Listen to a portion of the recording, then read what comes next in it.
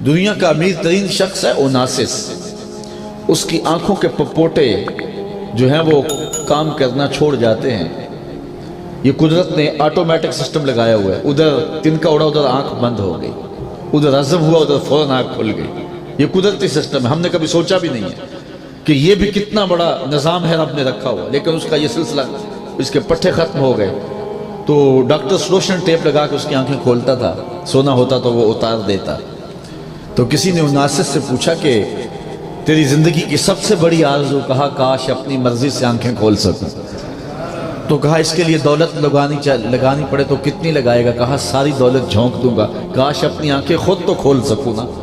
میں تو اپنی آنکھیں خود نہیں کھول سکتا۔ یہ کتنا بڑا سسٹم رب نے لگایا ہوا ہے، کبھی اس میں ہم نے غور بھی نہیں کیا ہے۔ یہ ہم جب بولتے ہیں تو یہ قدرتی گریس ہے جو لعاب کی صورت میں ہمارے منہ میں ہے، اگر اس کی مقدار کم ہو جائے تو بولنے میں دقت ہو جائے۔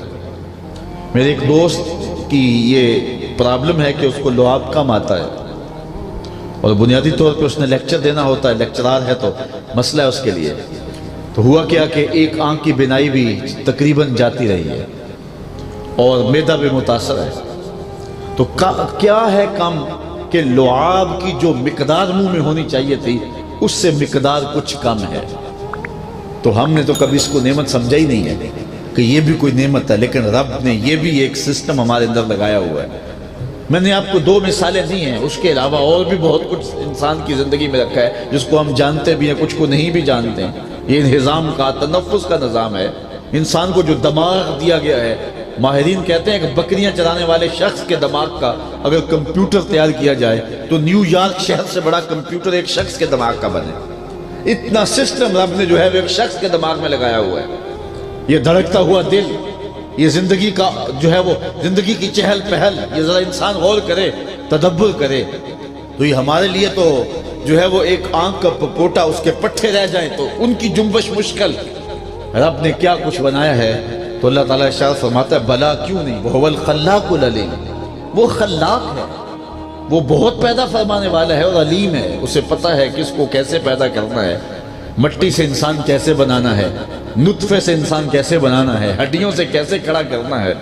یہ وہ سب جانتا، اس کے لیے کوئی مشکل نہیں ہے۔ انما امرہ اذا اراد شیئا، جب وہ کسی چیز کے بنانے کا ارادہ کرتا ہے، ان یقول لہ، تو وہ کیا کہتا ہے؟ ہم تو کوئی چیز بنانا چاہے تو ہمیں اس کے لیے اسباب مہیا کرنا پڑتے ہیں۔ 5 مرلے کا ایک مکان بھی کھڑا کرنا ہو تو پہلے تو اس کے لیے رقم اکٹھی کریں گے، پھر ایک پلاٹ خریدیں گے، پھر اس کو اپنے نام کروائیں گے، پھر جو ہے وہ انتقال ہوگا، اس کے بعد پھر اس کے لیے آپ بنیادیں کھودیں گے، پھر میٹیریل اکٹھا کریں گے، نقشہ بنوائیں گے، NOC لینے کا مسئلہ ہو گیا، اگر وہ اڑ گیا تو کئی مہینے سب کچھ وہاں پڑے کا پڑا رہ گیا، پھر معمار اکٹھے کیے، میٹیریل بھی موجود ہے، پھر بھی تدریج کے ساتھ وہ 5 مرلے کا ایک مکان بھی کئی مراحل میں تقسیم ہے۔ پہلے اس کا ڈھانچہ کھڑا کریں گے، پھر اس کو لباس دیں گے،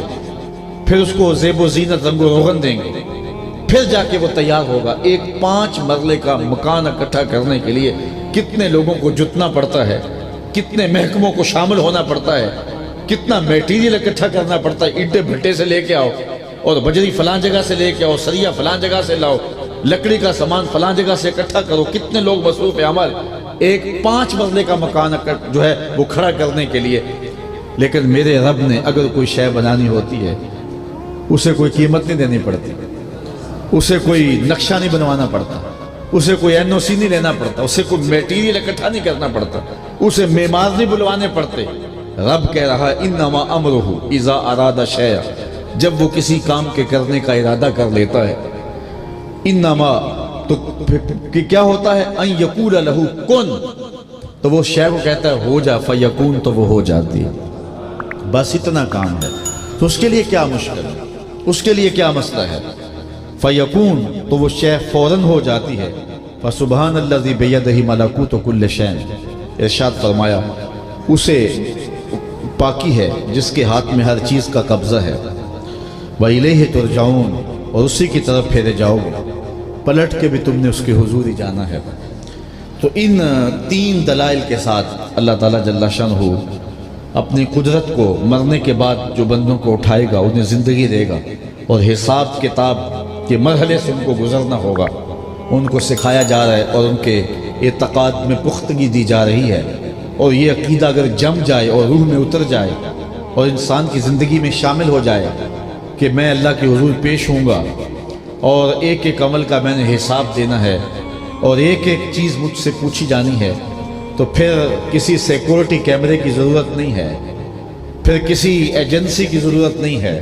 یہ عقیدہ ہی انسان کی زندگی میں نظم پیدا کرتا ہے۔